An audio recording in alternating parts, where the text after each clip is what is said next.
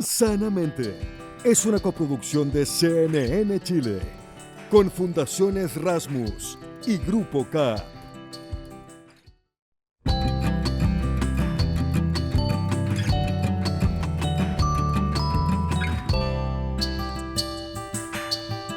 ¿Cómo están? Bienvenidos, bienvenidas otra vez a Sanamente. Hoy tenemos un programa muy interesante porque hacemos un giro.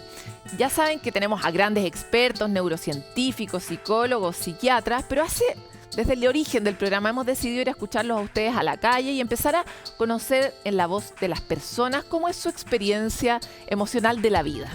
Hoy tenemos como invitado a este capítulo a Jean-Philippe Cretón, que nos va a contar todos los aprendizajes, todas las vueltas que se dio y sobre todo todos los resultados que ha tenido esta búsqueda para sentirse mejor respecto de su depresión. Pero también vamos a hablar con Ana Paula Vieira, que es presidenta de la Fundación Míranos, que busca cambiar la manera en que nos aproximamos a la vejez y también observar un fenómeno que está muy debajo de la alfombra, que es el suicidio en la tercera edad. De esto y tanto más, para encontrar nuevas maneras de estar mejor y de ser una comunidad más fuerte, es que vamos a hablar hoy en Sanamente. Bienvenidos. El tiempo de ocio no es simplemente un gustito, un capricho, es una necesidad humana. Y de las tantas opciones que existen para gastar ese tiempo, existen también los hobbies. ¿Cuál es el impacto de tener un hobby en el organismo completo? ¿De qué manera nos beneficiamos? La visión sobre este mundo nos la trae Miranda Aspe. Dibujar, cantar, coleccionar objetos. En la variedad está el gusto. Los hobbies han estado presentes durante toda la historia de la humanidad, y es que realizar algún tipo de actividad que nos entregue satisfacción es esencial e inherente al bienestar humano. Yo lo definiría como cualquier actividad en donde una persona puede orientar su atención, sus recursos cognitivos, y lo más importante es que cause placer. Yo creo que la idea del placer en el hobby está en el corazón de eso, y es por eso que son tan importantes para los seres humanos. El principal protagonista de mis hobbies es la escritura. Cuando uno es ansiosa, piensa demasiadas cosas y tiene muchos pensamientos rumiantes, entonces cuando uno escribe tiene que detenerse para poder terminar de escribir la idea que tenía en la cabeza. Me gusta la bicicleta y la natación y caminar, entonces todas esas cosas ayudan también a bajar un poco la ansiedad. Lo que más hago es andar en bicicleta o en patines. Ese es mi hobby de día a día. Lo que te digo, me voy a la pega en bicicleta, salgo en bicicleta. No importa si es presencial o telemático, si es un pasatiempo individual, en parejas o en equipo, son distintas dimensiones de un mismo universo. Uno en que lo esencial es que la experiencia personal sea significativa. El hobby vendría siendo algo bien multidimensional, pero en el centro está el organismo completo. Entonces, esta felicidad, este bienestar, sin duda, podríamos ir y empezar a identificar ciertas áreas del cerebro, algunas redes que puedan estar más involucradas, pero esto es un fenómeno a nivel de organismo completo. Pasa el tiempo y enfrentamos una realidad que se hace ineludible. Me cuesta tener hobbies porque suelo ocuparme mucho en trabajo. Una frase recurrente en adultos y jóvenes que ya están en el mundo laboral. Es justamente ahí cuando hay menos tiempo para darse ese necesario espacio personal, fuera de la productividad, mejor conocido como ocio. Hay algo liberador en permitirse ser nosotros mismos. Hay un acto de vulnerabilidad que viene con divertirse.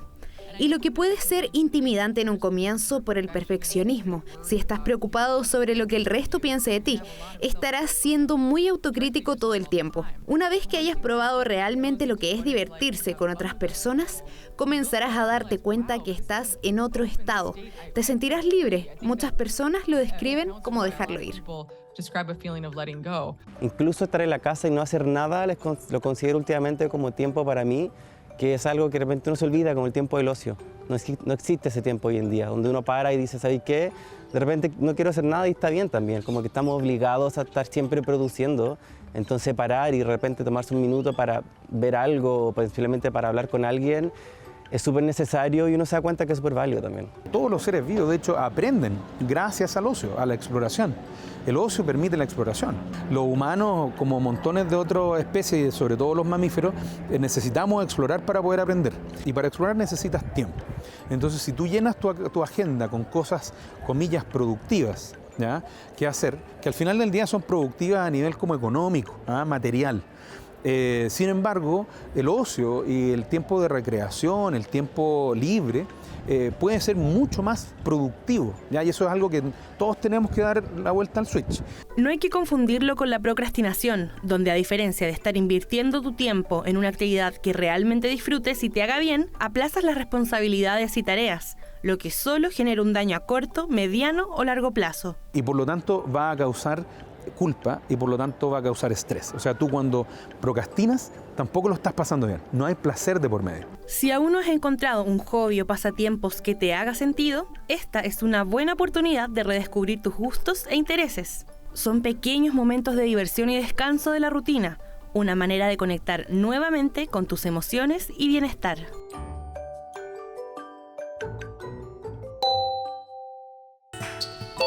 A lo largo de nuestro programa hemos hablado muchas veces de distintos trastornos, de distintas enfermedades, de problemas que nos aquejan y que nunca terminamos de comprender cuán profundos son dentro de la sociedad porque la mayoría de las personas no lo hablan.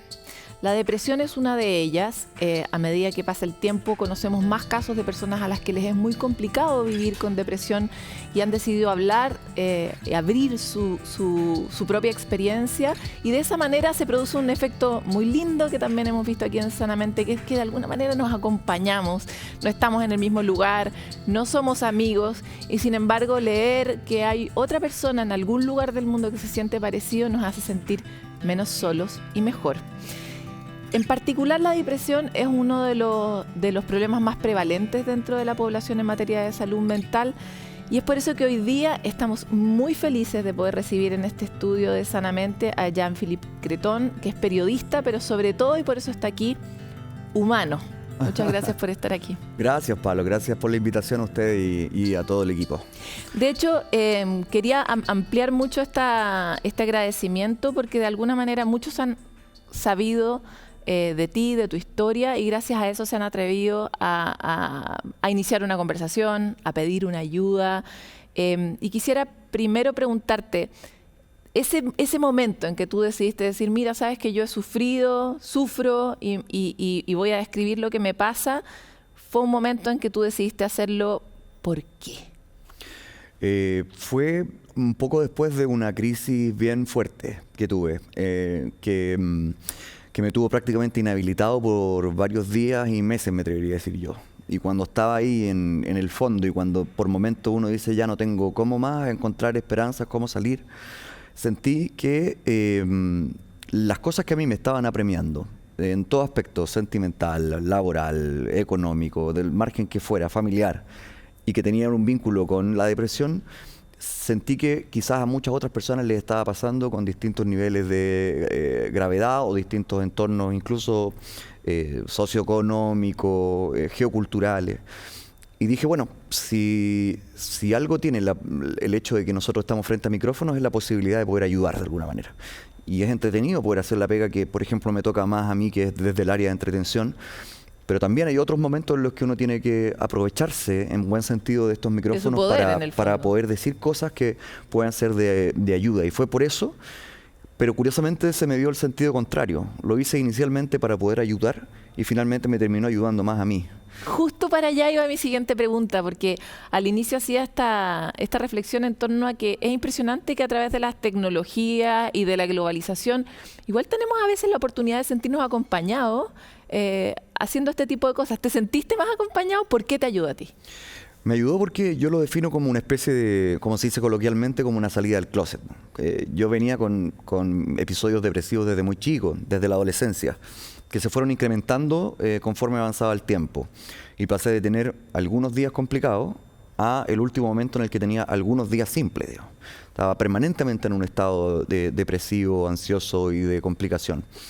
Entonces fue ahí cuando decidí de alguna manera poder contar esto, con mucho miedo, porque yo decía, esto me puede traer problemas de toda índole. Pero se me hizo necesario porque ya me estaba costando lidiar mucho con todo. Entonces tuve que hablar con mi pareja, hablar con mis papás, hablar con mi jefe, hablar con mi hija incluso, y poder transparentar la situación y decirle, mira, yo me estoy comportando de esta manera en determinadas situaciones por esto. Porque estoy sufriendo. Claro, no es porque yo quiera, no es porque sea apático, porque sea pesado, porque sea indolente, es porque algo me está pasando a mí también. Oye, y cuando eras chico y empezaste a tener algunos días difíciles, ¿cuándo realmente llegaste a la idea de que tal vez lo que tenías no era un día difícil, sino que realmente tal vez tenías una depresión? A mí me costó mucho poder entenderlo. De hecho, yo agradezco infinitamente cuando por fin tuve el diagnóstico, que fue hace poco. Pero durante muchos años yo no entendía qué pasaba. Y en una primera etapa, eso de los 15, 16 años, incluso empecé de alguna manera a culpar a la música que siempre ha estado tan presente conmigo. Y quizás yo decía, bueno, a lo mejor la música que yo escucho tiende a una oscuridad que me puede estar afectando en términos de personalidad. Después me di cuenta que al revés, finalmente uno busca la música que lo representa pues lo que es más. afuera es adentro, Exacto. ¿no? Empiezas a representar el mundo. Exactamente, a buscar tu propia identidad también a esa edad. Y después tuve una mala experiencia con un psiquiatra a los 19 años, en que me llevaron mis papás porque ya estaban empezando a preocuparse. Y cuando narro todo lo que me pasaba, el psiquiatra equivocada y desafortunadamente me dice algo así como: tú te estás ahogando en un vaso de agua, cabro. Vive la vida más simple porque te estás complicando por puras tonteras. Y eso me quedó muy grabado, y me quedó grabado durante todos los 20 y tantos y parte de los 30 y tantos, este concepto de yo soy el que alega de lleno. O sea, aquí la cuestión está todo bien y yo me quejo por puras tonteras, entonces me echaba mucho la culpa. Lo que profundizaba más tu propia sensación de pena, ¿no? Exacto. De desazón. Mira, qué importante lo que estás contando, porque acá nosotros hablamos mucho de pedir ayuda, pero tampoco es tan fácil encontrar ni al psicólogo, ni al psiquiatra, ni al terapeuta perfecto. Hay una cosa que es terrible, pero que uno igual tiene que hacer una especie de casting, tiene que ir como buscando un pololo, ¿no? En mi caso, y en ese sentido, ¿cuánto te demoraste tú en llegar a las manos correctas?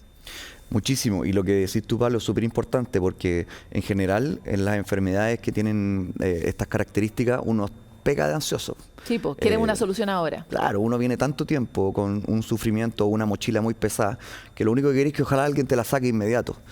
Y no, es un proceso largo, tanto con los terapeutas como también con los fármacos. Cuando se llega ya a la experimentación con drogas, también es una cuestión en la que hay que tener paciencia, porque a mí me pasó, por ejemplo, 2 intentos previos en que no era la pastilla adecuada. Y de hecho todo lo contrario, me fueron haciendo más mal que bien. Hasta que finalmente encuentro un fármaco hace poco que me tienen una relativa estabilidad. Pero yo siempre cuando converso con gente que está pasando por situaciones similares, ojo, no te caigáis porque la primera no funcionó. Vamos a la segunda, vamos a la tercera, hasta que se encuentre la alquimia perfecta. Y ahí, bueno, tú tuviste una pésima experiencia con este psiquiatra, pero aquí hay una comunidad de gente que tal vez también está haciendo su búsqueda. En tu propia experiencia, ¿cómo los logras animar a seguir buscando una salida? Sobre todo cuando lo que menos tienes es energía. Sí, mira, esa es una pregunta que después de que yo hable de esto me la hacen harto, incluso en la misma calle, así como, ya, ¿sabéis que a mí me está pasando lo mismo? ¿Cómo lo haces tú? Y yo encuentro que la verdad, no hay receta para eso, porque todos los contextos son diferentes.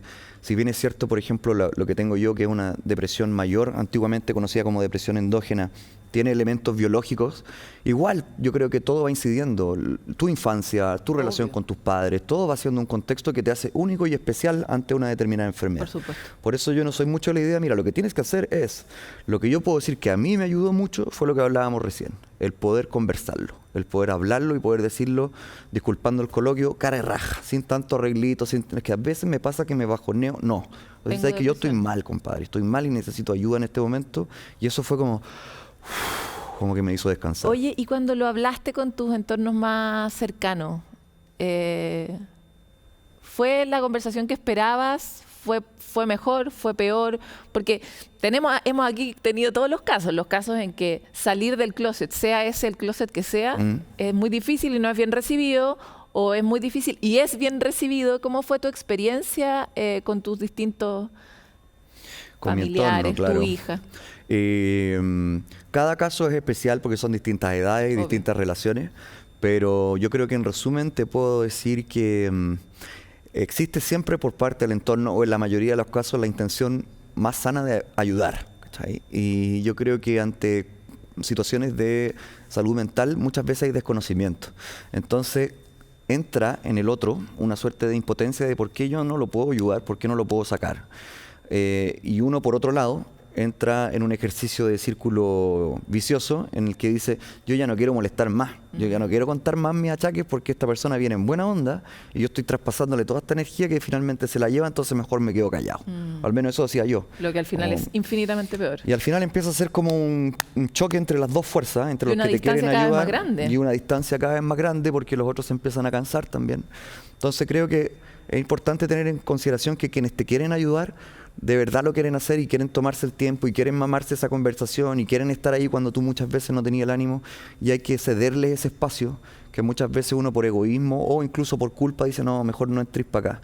Y yo creo que siempre es bueno, siempre va a ser bueno cuando tú estás ahí en procesos malos que haya alguien que te esté entregando amor, cariño al lado, siempre, no le veo la razón mala. Igual hay algo que yo tuve una depresión específica a propósito de la muerte de mi mamá, y me pasó mucho que hubo un momento que ya no quería seguir hablando porque sentía que aunque hablara, la otra persona no podía entenderme. Sí. Y hice lo mismo, me empecé a quedar callada y a dejarlo afuera. Pero tú se ve que le has dado una vuelta más en el sentido de por qué igual vale la pena tener esa conversación y qué fruto puedes tener de esa conversación, incluso si el otro no te entiende. Incluso como de enseñarnos mutuamente también. Yo empecé a hacer ese ejercicio de empezar a contar porque a mí me llamaba la atención que muchas veces me encontraba con gente, cachaban que estaba mal porque ya finalmente hasta mi aspecto físico estaba más deteriorado, y te dicen, ya, pues, arriba el ánimo. Y tú decís como, esa era la clave, ¿cómo no lo pensé antes? Arriba el ánimo, pues, no lo había pensado. Entonces te empieza a dar también, a mí me dio un momento, porque la depresión no solamente se vincula a rabia o nostalgia, también yo empecé, o sea, a pena o nostalgia, yo también empecé a tener rabia en un momento, sí, conmigo, con los demás. Pero creo que es bueno el ejercicio de empezar a enseñarse y decir, mira, ¿sabéis que cuando tú me decías arriba el ánimo, a mí me pasa esto? Estás absolutamente equivocado, porque no tiene que ver con que yo hoy día me levante y diga todo va a estar bien, porque eso no funciona en la mentalidad de la depresión. Son otras cosas las que influyen. Entonces necesito que, yo me acuerdo en un momento le dije a alguien como, no necesito que vengáis aquí, que me abracéis, que me digáis que la vida es maravillosa, yo solo necesito que estés. Y eso ya me hace estar con un alguien, con un otro, compartiendo una experiencia, y eso aliviana mucho, por lo menos en mi caso. Oye, y con tu hija, que eso es interesante, porque tú eres un hombre, si uno te mirara con todo lo que ahora sabemos de las distinciones, tú eres un hombre privilegiado, eres un hombre hermoso, eres un hombre Muchas talentoso, gracias. Eres exitoso, ¿no? Inteligente, tienes distinciones, además ahora ya más encima estás deconstruido a propósito de tu propia experiencia. Y entonces es difícil para otros hombres, los hombres son los que menos consultan, eso ya sabemos, y ciertos hombres entre 25 y 50 años son los que menos consultan y son además los que más se suicidan. Entonces me parece súper interesante cómo fue esa conversación con tu hija, que en teoría uno frente a los hijos es como la figura de autoridad, como la figura de poder. ¿Cómo viviste esa experiencia? ¿Qué te enseñó la conversación con tu hija? ¿Y qué le dirías a todos esos hombres que hoy día sienten una enorme fragilidad de abrir su tristeza al mundo, ¿no? Sí, mira, yo creo que todo eso se detona desde una construcción machista que todavía sigue imperando pese a los avances que hemos tenido. Todavía la sociedad sigue siendo estrictamente machista e incluso muchas veces los hombres siendo víctimas de esa misma construcción. Entonces, es el mismo hombre el que no puede caer porque es el que tiene que levantar la casa, el que tiene que estar ahí como monitoreando todo y finalmente se dan poco espacio a la fragilidad o a la vulnerabilidad. Y durante la época de la pandemia, yo estaba compartiendo mucho con mi hija porque estábamos en un escenario distinto laboral y de todo, y se me empezó a hacer muy complejo como le decía yo, el concepto de la vida es bella. Esta película famosa en la que el padre hace todo lo posible porque su hijo no se entere de lo que pasa con el Holocausto. En tu caso, tú tratabas de ocultar tu propia pena delante de ella. Permanentemente. Y hasta el hecho de que muchas veces le servía la comida, me iba al baño, lloraba, volvía y seguía con la cuestión de ya, ahora vamos con el postre y todo. Ese ejercicio fue tan desgastante que me hizo entrar en un escenario incluso peor. Hasta que un día hablé con ella, obviamente en ese momento la Mo tenía 8 años, entonces lo expliqué desde la perspectiva más fácil de entender de un niño. Y mi hija es como... una maestra. Total, te iba a decir la misma palabra. O sea, ella ha sido un bastón más que importante en todo este proceso y desde la inteligencia simple que tienen los niños. donde muchas veces ese arriba el ánimo se transforma, esa frase de arriba el ánimo, se transforma por otra frase tan simple como esa, pero mucho más compleja desde su entendimiento. Y mi hija ha sido así fundamental, de gran ayuda. Y ella es muy bonito porque el gran miedo que uno tiene es romper el fantasma, po. ¿Tú sentiste que le rompiste el fantasma del superhéroe y que te convertiste en otro? ¿Qué ganó, qué perdió? ¿Cómo has visto que ha evolucionado eso? Sí, ¿sabéis qué? Fue un tema para mí en algún momento. Y alguien una vez me dijo, no te muestres vulnerable frente a tu hija porque no tiene por qué asumir los problemas que tú tienes. De alguna manera sí tenía razón en el sentido de que uno se puede quizás equivocadamente traspasar más información de la que debiera, en el caso sobre todo de los chiquititos. Pero sabéis que en un momento dije, mira, este es el papá que tenía, este es el papá que te tocó. No se lo dije, pero esa fue mi forma de plantear. Es un papá que trata de ser todo el tiempo el mejor papá contigo, jugamos, nos abrazamos, nos reímos, vamos a comer helado, hacemos cosas, pero en algún momento yo también soy frágil y en algún momento también me caigo. Y creo que al final me resultó más interesante esa demostración de paternidad con las dos aristas, más que este padre que nunca se equivoca y nunca falla, que en algún momento te la van a cobrar más adelante. Pero además en el primero, tú que eres el modelo, le permites a ella fallar y equivocarse y no ser perfecta también. Si el problema de cuando uno pone la expectativa muy alta es que también se la traspasas a los niños y los niños sienten que tienen que cumplir con eso, cuando en realidad exacto, hay que ser, ¿no? Exacto. Yo creo que lo abarcamos desde ese lado, yo creo que la clave en cualquier tipo de situación es finalmente el amor, aunque suene cursi, pero ese espíritu, esa energía, esa sensación de yo te apoyo, yo estoy contigo, vamos caminando juntos, es crucial. Pucha, hablaría muchas horas contigo, pero me quedan pocas preguntas, y una es, ¿qué crees tú que qué es la comunidad para ti? ¿No? Cualquier comunidad, la comunidad de la familia, la comunidad de la pega, la comunidad de los amigos. Para mí la comunidad es cultura, finalmente. La cultura se transforma en una gran identidad cultural macro, y yo creo que la podemos llevar también a conceptos micro, desde comunidades del barrio, desde comunidades, en mi caso como me toca a mí, musicales, donde nos escuchamos las canciones unos a otros y nos vamos colaborando, no sé, toda estructuración de comunidad. ¿Qué es esa comunidad? ¿Sientes que la comunidad es una herramienta para enfrentar por ejemplo, la depresión? Sí, y ahora más que nunca. Ahora más que nunca que la sociedad tiende a tornarse cada vez menos comunitaria por el avance de la tecnología, porque en algún momento vamos a estar solamente sostenidos con alguna pantalla y va a ser cada vez más improbable que mantengamos una conversación porque no va a ser necesaria. Vamos a estar todo solucionado desde el aspecto tecnológico. Entonces creo que ahora más que nunca, casi como una suerte de grupo de resistencia, como una batalla antigua, hay que tratar de mantener el sentido comunitario y la comunicación. La comunidad como revolución. Exacto, la comunidad como revolución. ¿La música sigue siendo oscura? Voy a decirte algo que quizás no es la respuesta que uno quisiera escuchar, pero yo aprendí a entender que la oscuridad es un gran porcentaje de mi persona. Y esa oscuridad es la que me hace leer lo que leo, escribir lo que escribo, hacer la música que hago, amar de la manera que hago. Entonces abrazo mi oscuridad más que tratar de apartarla. Hermoso. Te queríamos escuchar. Esa era la respuesta que queríamos escuchar. Bacán, la que tenías. Bacán, la que tenías. Muchas gracias. Realmente te quiero agradecer por haber estado acá, por hacer lo que haces. Hay mucha gente que ha dicho lo que le pasa, pero que al final no persiste en comunicarlo, y esto alivia a tantos, a nosotros que te hemos estado escuchando hoy. Así que muchas gracias por estar aquí. Muchas gracias a todos por escuchar también. Gracias. Viper. Teníamos muchas ganas de tener esta conversación, la veníamos empollando, como le dije aquí antes de que empezara esta entrevista a Jean-Philippe, porque sabemos el poder que tiene conocer nuevos modelos de vivir la vida. Y en este caso, nuevos modelos de vivir la masculinidad, la adultez, el sufrimiento y las posibilidades que existen, por ejemplo, en la comunidad, de encontrar luz, salida, o de acompañarse en la oscuridad también, ¿por qué no? Vamos a una pausa y volvemos con más.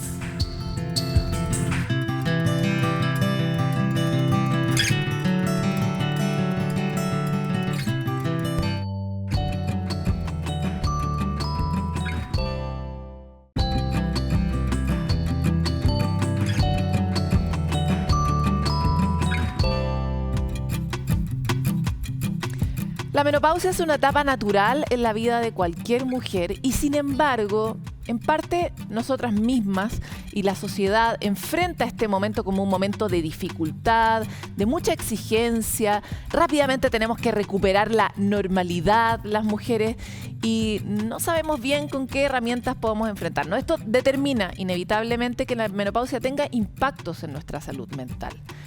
¿Cuáles son esos impactos y cómo podríamos darle una vuelta a la manera en que enfrentamos una etapa que es totalmente normal en el ciclo de la vida de una mujer? Paula Ormazábal, psicóloga, nos cuenta. La menopausia es un proceso en la vida de una mujer que marca el fin del ciclo reproductivo. Ocurre entre los 45 y 50 años. Hay casos en que esto puede darse de manera precoz o de manera tardía. Son los menos casos. Lo que sí es importante entender que la menopausia provoca cambios físicos y cambios psicológicos. Dentro de los cambios psicológicos hay que tener en cuenta que la baja de los estrógenos y la baja de la progesterona puede provocar impacto en estados depresivos, en la falta de motivación, en perder contacto con nuestra vida, con lo que nos gustaba hacer antes, en la cotidianidad, y por ello va a impactar también en nuestro entorno.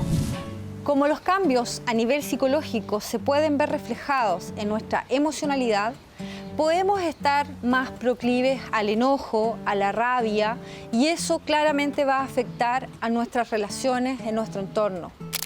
Por lo que comprender que la menopausia es un tránsito en la vida de una mujer y no una enfermedad, nos va a ayudar mucho a poder paliar los síntomas con pequeños cambios, como por ejemplo en la rutina de vida, introducir el ejercicio físico, introducir caminatas, introducir pausas durante la jornada laboral. Otro punto que es importante es medir cómo están las vitaminas en el cuerpo de la mujer, y para eso es importante acudir al médico, hacerse un chequeo y también cambiar la alimentación y hábitos tales como el consumo de tabaco. Otra recomendación muy importante es también replantearse un propósito vital distinto a lo que veníamos haciendo. Por ejemplo, si vamos a dejar nuestra etapa laboral o coincide justamente con el fin de nuestra etapa laboral, podemos replantearnos el hacer otra actividad, cambiarnos de ciudad o retomar algún proyecto que habíamos dejado antes. Esto en pos de continuar con un nuevo ciclo en nuestra vida que no tiene por qué estar marcado por la enfermedad, por la incomodidad o por la baja autoestima. Llega el momento de nuestro punto de encuentro donde compartimos algunas ideas, ejemplos, citas, noticias, cualquier cosa que nos permita hacer más comunidad y sentirnos mejor. Hablar de salud mental es cada vez menos tabú gracias al universo. Incluso muchas veces compartir nuestras experiencias puede ser definitivamente sanador. Distintos artistas se han atrevido a exponer su experiencia. Esta vez fue el cantante español Alejandro Sanz. A través de un mensaje de Twitter detalló que últimamente realmente no se ha sentido muy bien y que está triste y cansado. Dijo que incluso hay días en los que ni siquiera quiere estar, pero que trabaja para sentirse mejor cotidianamente. Algo que destacar es que el cantante reflexiona en este mensaje porque de qué manera este mensaje podría acompañar a quien se está sintiendo exactamente como él, pero tal vez no tiene la misma capacidad de acceder a una conversación pública. El artista agradeció los mensajes de cariño que produjo como efecto su mensaje después de contar lo que está viviendo, y recalcó que no tiene ganas de suspender otra vez su gira y por lo tanto seguirá trabajando. Otro ejemplo de la importancia del apoyo de una comunidad, incluso cuando esta es una comunidad artística o de fans, cuando cualquiera de nosotros se encuentra pasando por un mal momento y necesita en esa capacidad de compartir, encontrar un alivio. A él también le pasa y es Alejandro Sanz.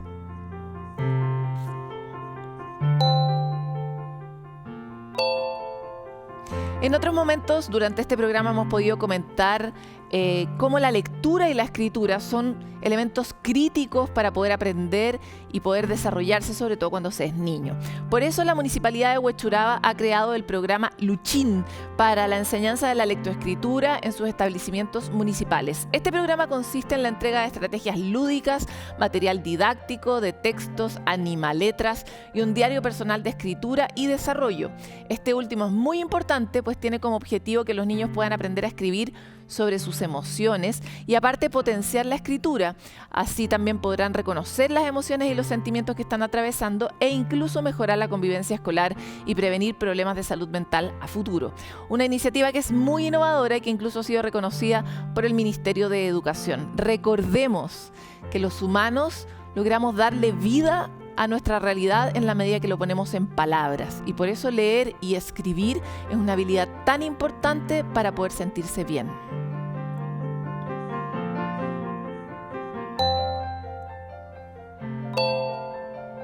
Bueno, durante esta semana pudimos ser testigos de la cuenta pública anual del presidente Boric, y este año también esta cuenta estuvo marcada por reflexiones y anuncios en materia de salud mental. El presidente Gabriel Boric dijo estar consciente de las barreras que existen para acceder a tratamientos desde la población, y de hecho 1 de cada 4 personas tiene, de acuerdo a las estadísticas, algún padecimiento vinculado a la salud mental, y de ellas solo el 20% recibe alguna terapia. Es en este contexto que el mandatario reafirmó su compromiso para materializar una mayor inversión en salud mental. Es un compromiso del gobierno que además aquí ya nos lo habían contado en Sanamente, y para eso anunció la creación de al menos 15 centros y el desarrollo de otros 23 centros dedicados a esta materia. Finalmente, el presidente hizo una reflexión respecto de la importancia de escuchar y apoyar. Así que es una invitación que es sencilla y a la vez estamos tan poco entrenados para hacerlo, que es escuchémonos. Nadie sabe el dolor que una persona puede cargar por dentro. Los invito, compatriotas, a que nos enjuiciemos menos y nos escuchemos más. A que nos miremos a los ojos con empatía y cariño, en vez de con sospecha. Una palabra que quizás no es tan común en política, pero que es necesaria. Con cariño podamos tratarnos mejor. Evitemos tanto juicio rápido. Escuchémonos, entendámonos.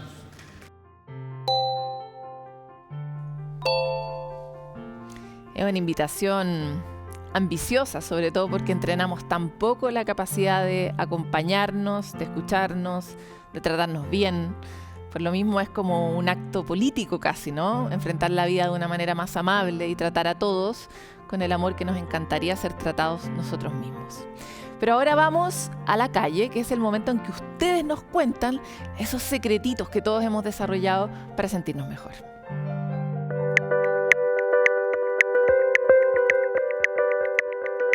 Mi nombre es Mari Carmen, tengo 36 años.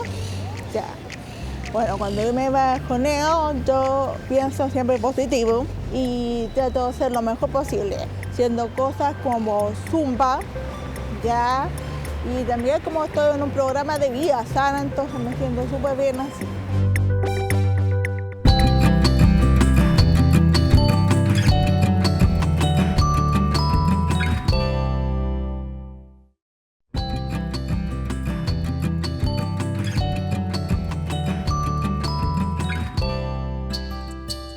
En Chile, las personas mayores son el grupo con mayor tasa de muerte por suicidio. Esto es un dato, no es intuitivo, no nos parece natural llegar a esa conclusión, y tampoco sabemos cómo podemos acompañar y sobre todo cómo podemos prevenir este tipo de situación en los adultos mayores. ¿Cómo podemos proteger la salud mental no solo de los niños, de los jóvenes, de las mujeres, sino también de los adultos mayores, para conversar cómo nos preparamos nosotros mismos para llegar ahí en un estado de bienestar? Para hablar sobre este tema es que hoy día estamos con Ana Paula Vieira, presidenta de la Fundación Míranos y psicóloga especializada en asuntos de envejecimiento y calidad de vida. Muchas gracias por estar con nosotros. Muchas gracias por la invitación, Paloma. Ha sido muy lindo, Ana Paula, como aquí nosotros hemos descubierto que nuestros grandes expertos, en este caso, siempre tienen un primer fuego que los ha llevado a especializarse, que finalmente tiene que ver con su propia vida también, ¿no? Y mi primera pregunta cuando llegaste acá es, ¿por qué te dedicas a esto? Mira, Paloma, lo que pasa es que cuando en mi niñez, cuando era más joven, 2 muertes por suicidio en mi familia, en mi entorno, me impactaron muchísimo, me llamó mucho la atención. Y también porque no se hablaba de esto. En mi familia, en los vecinos, no se podría hablar de esto.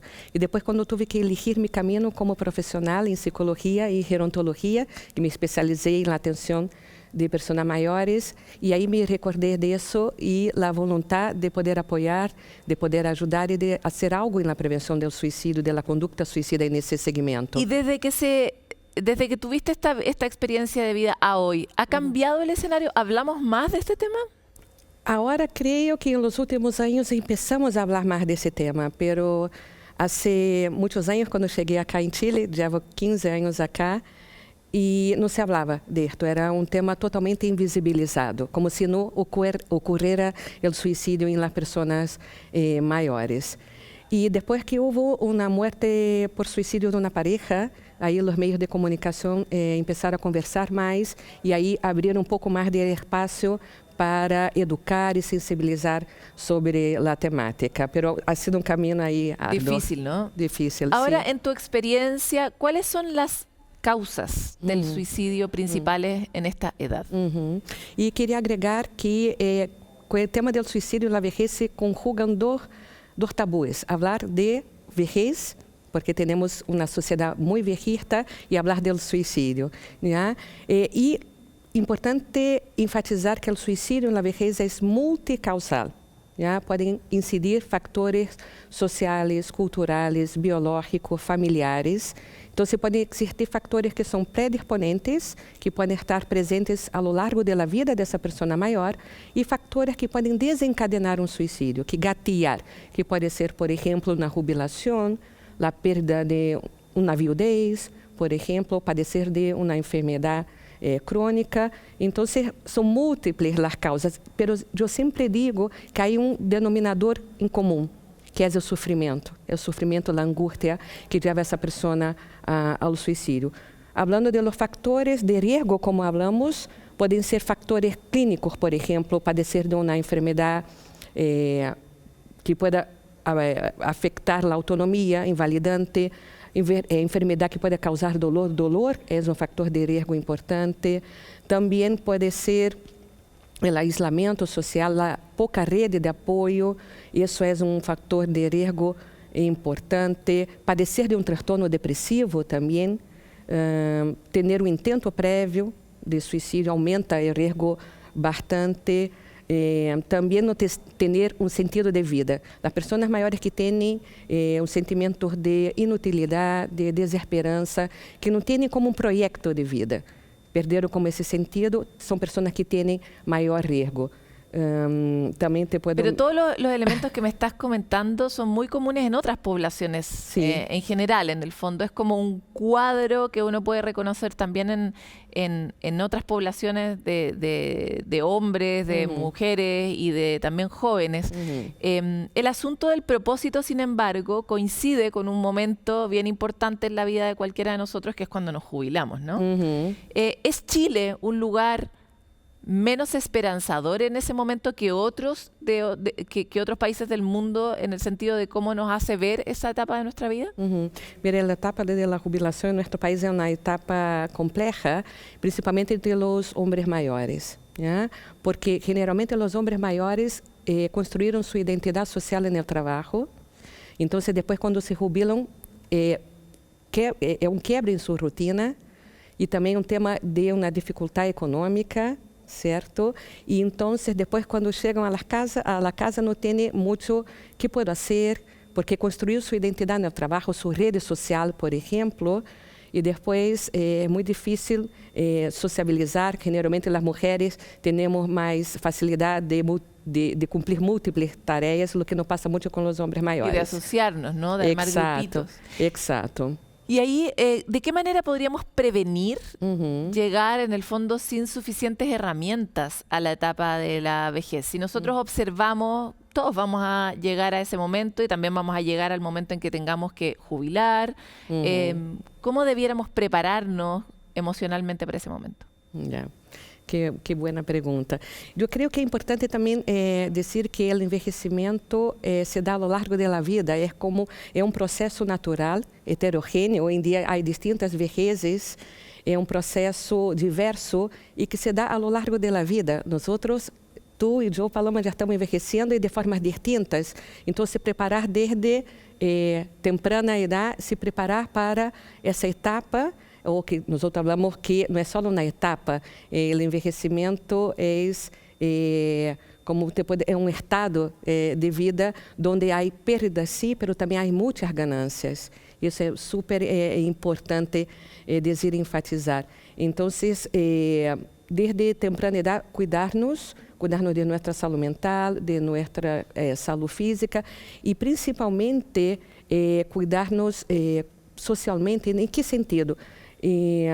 Nosotros somos un país viejista, edadista, ¿en qué sentido? De que tenemos una visión estereotipada negativa de la vejez. ¿Ya? Entonces, muy relacionada a la pérdida y no a las ganancias, porque no es como una evolución y después un declive. El envejecer es un estado de vida que hay muchos cambios, es dinámico, ¿cierto? Pero, lamentablemente, envejecer acá es difícil por eso, por el tema del edadismo, del viejismo, que son esas creencias erróneas de que en la etapa de la vejez las personas son menos capaces, menos productivas, menos interesantes, menos atractivas, y eso lo que el mayor riesgo es cuando las propias personas mayores lo toman como una verdad, como una profecía autocumplida. ¿Ya? ¿Y qué es lo que gana? Porque pensemos en las personas que hemos sido criadas en esta cultura. ¿Qué es lo que gana una persona cuando entra a la tercera edad? Mira, aquí gana también, yo hablo que es tiempo de calidad, de autoconocerse y de colocar todo lo que ha aprendido, que es distinto conocimiento y sabiduría. Uno puede conocer las cosas a través de los libros, a través de las páginas, pero poner ese conocimiento en nuestro día a día es sabiduría. Y con la vejez es eso que se puede ganar. La experiencia de vida, la resiliencia, eso sí es súper importante y ocurre mucho en la vejez. Nosotros que trabajamos con personas mayores y ellos siempre hablan, ahora yo tengo un tiempo para mí, tengo un tiempo donde puedo usufruir, hacer lo que quiero. Muchas mujeres a veces que se quedaron viudas y aprovechan el tiempo para hacer lo que siempre quisieron hacer, pero de una forma con más madurez, con más sabiduría, sabiendo aprovechar este momento presente, no pensando mucho en el pasado, que eso es importante, y tampoco en el futuro, como disfrutar ese momento. Para cerrar, Ana Paula, me encantaría saber cómo, si yo me siento perdida, acabo de jubilar, perdida o perdido, ¿no? Ya no tengo el trabajo que tenía, a partir de hoy estoy en esto y me siento triste, deprimida, ¿de qué manera puedo iniciar? ¿Cuál es el primer paso para encontrar esta senda a encontrar mi nuevo sentido, a narrarme una nueva historia, a disfrutar de mi nuevo tiempo? Mira, lo importante es entrar en contacto consigo mismo y expresar las emociones. Já lo que estou passando, expressar, buscar ajuda, isso é super importante e esse é um chamado que sempre hacemos. Todos nós podemos colaborar e ajudar a pessoas que não lo estão passando bem. Então, essa é a invitação quando uno se sienta bem, que isso não é característico da vejez, que era um mensagem que queria transmitir acá contigo também, que estar bajoneado, estar em um estado anímico baixo. Não é normal em la vejez. Exato, estar mais lento, isso não hace parte da vejez. Então, o importante é buscar ajuda para poder ser detectado tempranamente se é um transtorno depressivo, se é algo, e ser tratado, como em qualquer outro segmento da idade. Claro, incluso antes de deprimirse, tal vez uno puede establecer esto como el plan de jubilación. Voy a encontrarme con un psicólogo o una psicóloga ahora, voy a buscar en mí, armarlo como un nuevo proyecto, ¿no? Sí. De la misma manera que uno a veces logra comprarse una casa o logra irse a vivir fuera de Santiago, proyectos de vida, ¿no? Exacto, lo importante es hacer proyectos de vida, que no necesita ser un gran proyecto de vida, lo que te hace sentido, esa semilla de esperanza que uno va como regando, eso es importante. A veces es aprender un idioma, como lo hice yo, distinto, estar más tiempo con los nietos, emprender en algo también. Hay muchas personas mayores que son emprendedores, participar voluntariamente en alguna red, ou, por exemplo, em clube de adultos maiores, ser um dirigente participativo, porque essa é a chamada de não invisibilizar, não infantilizar as pessoas maiores e que elas também tomem esse rol para si e que possam buscar contribuir na sociedade como dirigentes, como voluntários, como abuelos também, que é um rol importante, pero ampliar um pouco os roles, as funções que têm. Te quiero agradecer por esta entrevista, Ana Paula, un tema muy desconocido y que necesitamos explorar mucho más. Muchas gracias por ese espacio. Parte de lo que uno necesita también en la etapa de la vejez es echar mano a una habilidad que tiene nuestro cerebro, que es su capacidad de adaptarse y de moldearse. Cuando éramos más chicos creíamos que veníamos condicionados por una biología que era casi de cristal, ¿no? Era inamovible. Sin embargo, sabemos ahora, y la neurociencia nos ha dicho con claridad, que el cerebro es plástico, es modificable y es una habilidad que no perdemos a lo largo de la vida. ¿Les suena eso? Gracias a ella somos mucho más versátiles, capaces de aprender, capaces de adaptarnos a distintas situaciones que nos tocan en la vida. Por ejemplo, de jubilarnos. En la siguiente animación les contamos cómo funciona y por qué es la mejor herramienta que debemos estimular para vivir mejor.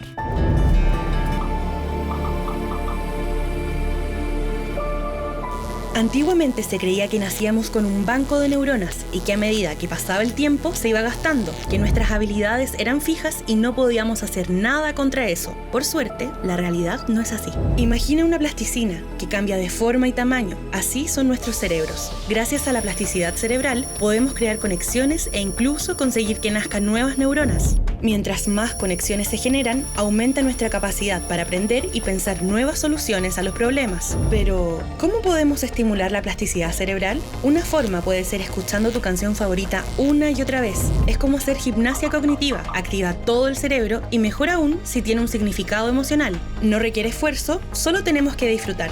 Otra manera es a través del deporte. Investigaciones recientes demuestran que el ejercicio físico de manera periódica ayuda a que nazcan nuevas neuronas en nuestro hipocampo, algo así como una fábrica de neuronas. Así que ya sabes, busca un deporte que te interese y ponte tus zapatillas. Tu cerebro lo agradecerá.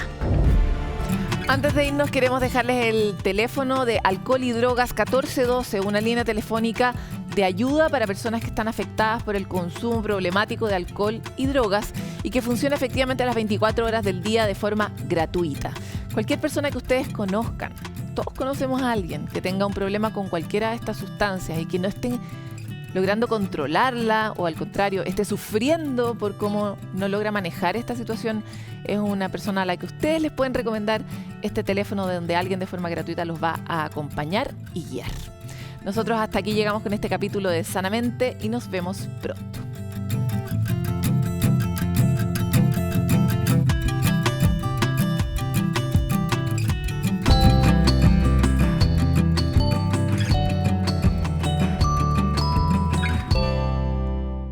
Sanamente es una coproducción de CNN Chile con Fundaciones Rasmus y Grupo K.